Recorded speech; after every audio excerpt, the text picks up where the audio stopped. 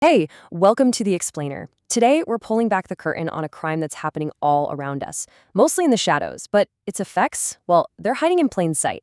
We're talking about a massive, invisible heist of public money and how it secretly shapes the world we all live in. Okay, so it all starts with this simple but really powerful idea. Corruption isn't just about a few bad apples taking bribes. It's theft on a massive scale.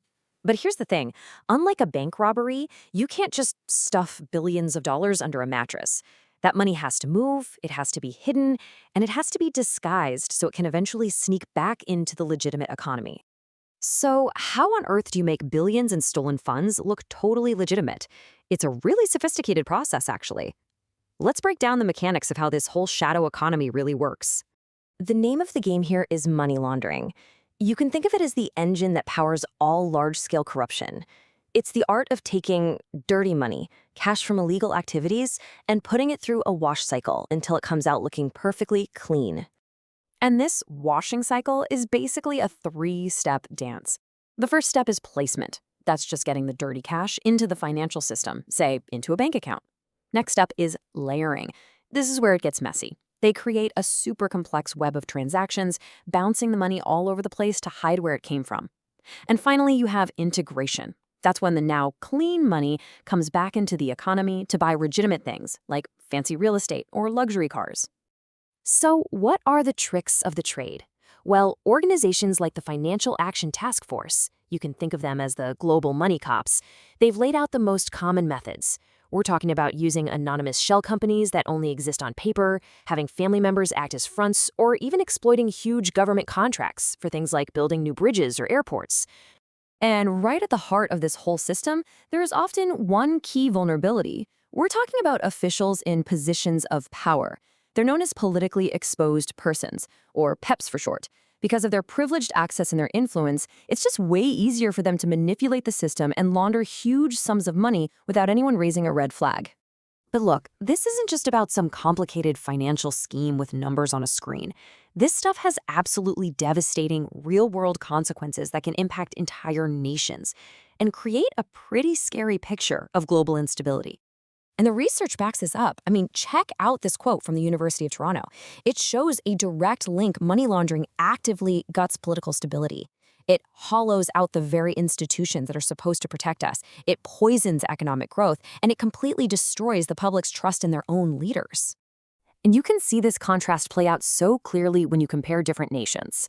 On one hand, you have countries like Nigeria and Uganda, where weaker controls lead to major instability.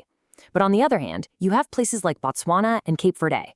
They've got stronger rules, more transparency, and they're just far more resilient. The difference is night and day. Now this chart, this one really paints a picture of the economic fallout. That yellow line represents Mexico.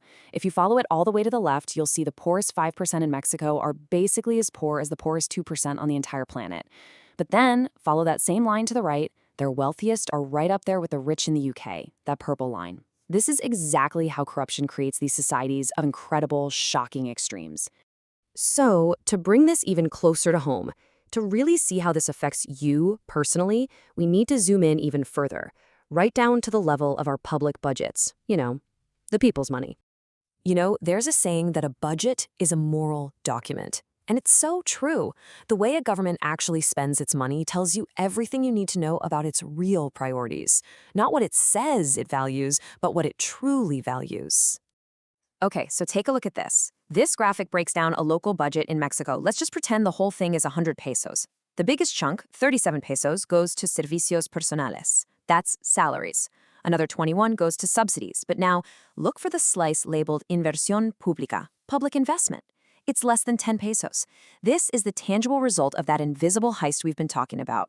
It's the money that vanishes before it ever gets a chance to build new schools or roads or hospitals.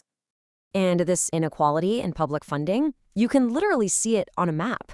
This is Mexico. The dark blue spots are regions that can collect a good amount of taxes to fund services. But the light green areas, they have very little capacity. And that creates these massive gaps in a government's ability to provide even the most basic services for its own people.